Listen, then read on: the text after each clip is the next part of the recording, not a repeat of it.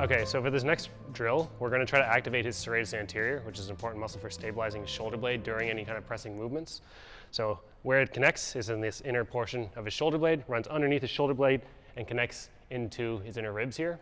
Okay, what it does is when he moves his shoulder blade, the serratus, as it contracts, it's going to pull the shoulder blade forward, and it's going to cause upward rotation of his shoulder blade. So in order to activate that muscle, we want to do that movement, or both of those movements at the same time. So in order to do that, we're going to get him set up in this position. First of all, get him to protract or reach those shoulder blades around his body. Second of all, we're going to get him to pull his hips back, hinging at the hips and going straight back. Okay, so sitting back slowly. There you go. As he does this, the shoulder blades should rotate up. You're going to continue to go farther back, bend the knees as you go. Yep, keep going back, keep going back, keep going back, keep going back. You're going to go pretty much into overhead position. Okay, pausing right there. You can get a little bit of external rotation here just to allow those shoulder blades to really wrap around the body as much as you can as he reaches the shoulder blades towards the ground. Okay, a couple things to watch out for. I don't want him to push his hands forward and shrug his traps up. So do that now, try to shrug your traps up. You don't want this. This should be completely calm here. So shoulders away from the ears and reaching down towards the ground. Shoulder blades should rotate up here. So if you look at the inner edge of his shoulder blades, they should start off neutral and they should rotate up as he goes back. You notice the shoulder blades come back. Okay, retract. Good, apart. And then they rotate back up again. Good, they're nice and far apart here. This is calm. And then pull back forward. Arms stay straight, retract, protract, and then pull the hips back. Nice upward rotation there. Okay guys, we're going to take you through one of the standard exercises for the chest, which is going to be a standard dumbbell bench press. For here, we're going to look at the startup position first. First of all, we want the dumbbells right in line with his shoulders, probably back a little bit further, right about there, okay? From there, that's going to be the most efficient position to hold this weight at the top. We want to get into that position. When your elbows are up here in his hands, I want the weight sitting in the heel of his hands. That's going to be the strongest position for his wrist. If he has the dumbbell rolled back in his wrist, that's going to put a lot of pressure in the wrist joint itself. It's going to be less efficient. So roll that, get it right there, stacked with the wrist and stacked with the shoulder. Okay? Before he actually goes to pull this weight down, what I want him to do is get those shoulders down here away from his ears, pack his lats, get that heavily engaged, and then slowly begin to pull the weight down. Okay? Keeping those back muscles active, nice and strong, hold it at the most intense position, and then press up and back on the way up. Okay? On the way down, I want him to be engaging those muscles through his back to pull down and control down into position. That way he's going to keep the pressing muscles heavily engaged and have a lot more power on the way up. If he comes down instead, relaxes those muscles and just collapses into the bottom, it'd be easy to get down there, but when he goes to push up, it's going to feel disproportionately hard. It's going to put a lot more stress on the shoulder and actually take away stress from working his chest. Okay? So pulling down, keeping a good amount of tension, holding it still at the bottom, nice and engaged, and then driving back and up. Okay? That range of motion, or how far he's going to go down, is going to be determined by how well he can control those back muscles and how able he is to engage those in those deep positions. So he may only be able to get down to about halfway down for some people, okay, and they may not be able to pull any farther than that without disengaging. Press from there. Other people are going to be able to go down lower because they have greater control through those back muscles. Hold it, and then press. Okay, and take a rest. Okay, next we're going to get Joe to go through an incline press. So let's get the weights up. Okay, press them up straight. We're going to get them right over the shoulders, just like with that press. And again, on the way down, same idea. We're going to be pulling down, using those back muscles, pulling down into position, trying to keep those dumbbells balanced over the elbows, pausing while he's still engaged at the bottom, and then pressing back and up. So again, it's returning back to that starting position right over his shoulders. Okay, let's go for 3 perfect reps here. As you pull, reach those elbows forward rather than letting them collapse down, and then press up and back. Good. Slow on the way down. Shoulder blades are reaching up into the back of his rib cage to keep them nice and stable. And then press up and back. Good. Excellent. Slow on the way down, building that tension. Hold this last one nice and strong, nice and still. Don't let it sink. And then drive from there. Nice work. Good. Bring them down. Bring the knees up to meet the dumbbells, and then rock out of it. Nice. Okay, so now we're going to go through a couple of the common mistakes that you'll see a lot of the times with incline pressing. So let's get the weights up into position. Okay, start off at the top. Okay, first of all is going to be the top position. A lot of people will start off with the weights way too far forward. Okay, when they're in this position, they're not going to have proper alignment in their shoulders. So they're going to be throwing off their appropriate receptive feedback through their body right off the beginning. Okay, so we want to get a nice straight position right over the shoulders. Okay, that's step 1. On the way down, let's pull down, get into a nice strong position. A lot of times the weights, again, will be too far forward. They'll be falling down in front of the elbows. You want those elbows right underneath the weights. You want this to be stacked right up and down. That way you can load up more weight and put it in through your chest and shoulders to push back up. If it rocks forward, it's going to be disproportionately heavy. He's going to be limited by his forearms, his biceps, and his ability to stop the weights from falling forward. So we want to get those elbows right underneath, load up here, and then press from that position. Okay? Another thing that'll tend to happen is as people come down, they'll tend to let their shoulders shrug up as they come down into this bottom position, okay? It'll feel fairly easy to do that on the way down, but then from coming out of the bottom position, he's not going to have a lot of engagement into his chest and shoulders because he's not pulling himself down into position. He's not loading up the spring mechanism on the way down to maximize tension at the bottom and maximize power on the way up. So by pulling down with those back muscles, engaging, it gives him a lot more power. Out of the bottom, it's going to feel a lot more stable. It's going to put his shoulders into a lot better position as well. When his shoulders shrug up, it's going to put a lot of pressure into the top of his joints. As he comes down, he's going to feel a lot of work up and through here, but he's going to lose a lot of the tension into the front of his delts and into his chest as he goes to push back up. Okay? The final one is when he's coming down, a lot of times people will tend to pull their shoulder blades back into the bench press or into the bench. It'll come up off the rib cage. It's not a very stable position for the shoulder blades to be, so press back up. The way you can correct this one is a little bit trickier. As he comes down, instead of reaching your elbows down towards the ground, I want you to reach your elbows towards the wall in front of you a little bit. Reach those shoulder blades forward a little bit and keep them pressed up into your rib cage. Hold right there and then reach the shoulder blades apart subtly and push the weights up and back. That one's a little trickier, a little bit more advanced, and we'll do a video in the future that goes into a little bit more detail on how to cue that one for some more advanced athletes. Okay, so bring that down, bring the knees up to it, and hop on out of it. Nice work. So for this next one, we're going to look at the barbell bench press, very common chest exercise that a lot of people are going to do, but a lot of people mess it up pretty easily. So for the first part, when you're getting set up, try to get your eyes right underneath the bar. So you probably need to scoot down a little bit farther there.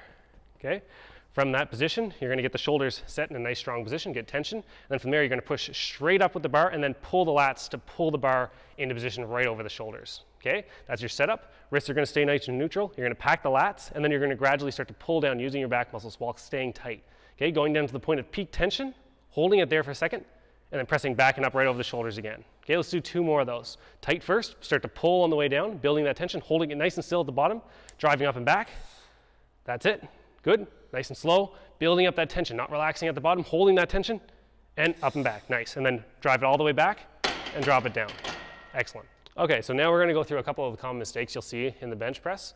So first of all, it's going to be when you're getting set up. A lot of people will start off either way too far back when they're going to set up, and that way when they pick up the weight, pick it up. When they go to actually do the press, do a press. They'll go to come down. They can come down usually fine. Then on the way up, you're usually going to bang into these things if you're too far back, and it's going to get messy. So put that back down a sec. The other thing is when people start way too far down forward. Okay, when you're in this position, I'm not actually going to get you to lift this up because it's really hard to lift it off in this position. When you're too far forward, it's going to be too hard to lift the bar up, and it's going to be next to impossible to get into position. Not many people do this one just simply because you're not going to be able to get the bar up. Just make sure you're not too far back to the point where you're going to run into the catches when you're coming back up. Okay, so eyes right underneath the bar, you should look straight up into them. So scoot down a little farther.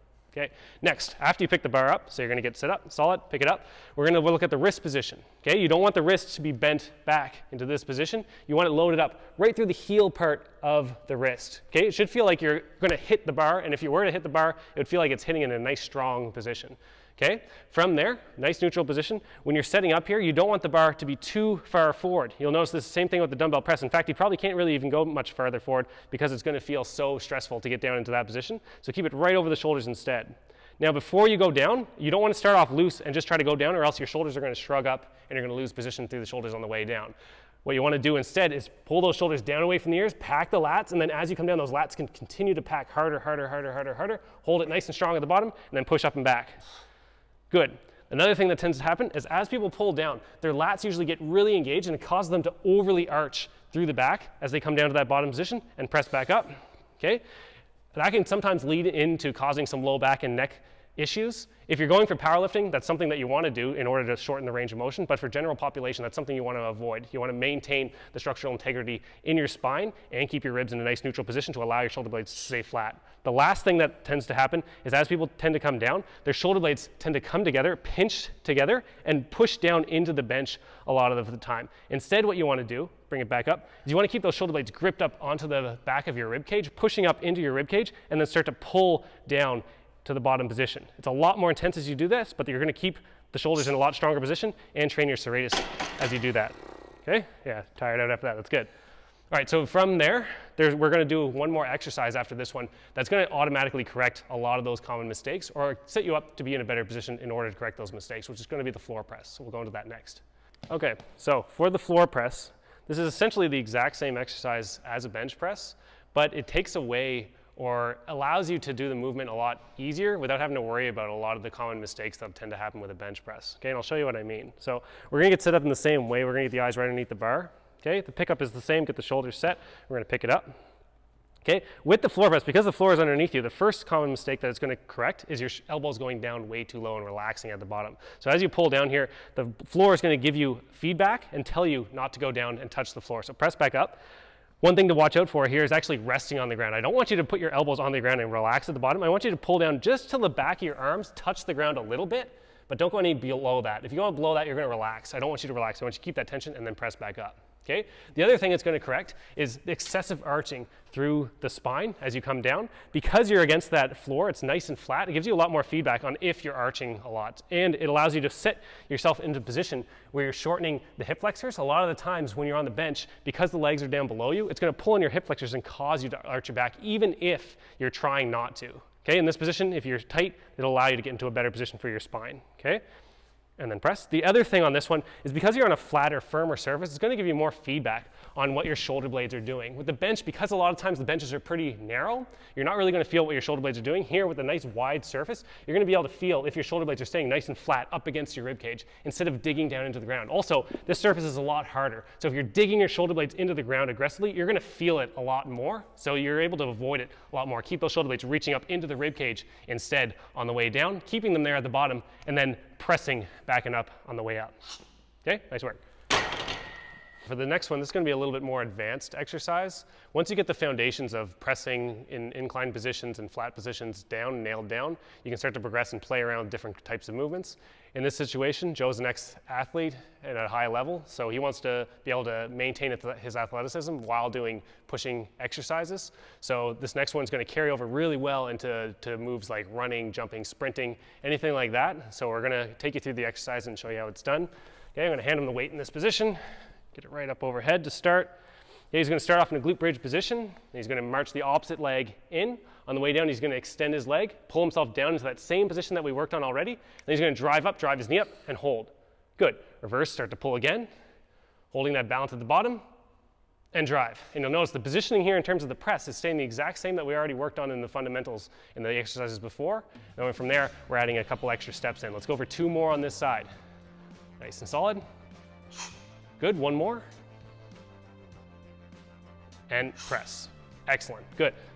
Now it's important to note, this is an advanced exercise, so there's a few other steps they would need to learn before progressing into something like this. This is just a taste, and we'll cover how to work up into getting into this exercise in future videos. Thanks, man.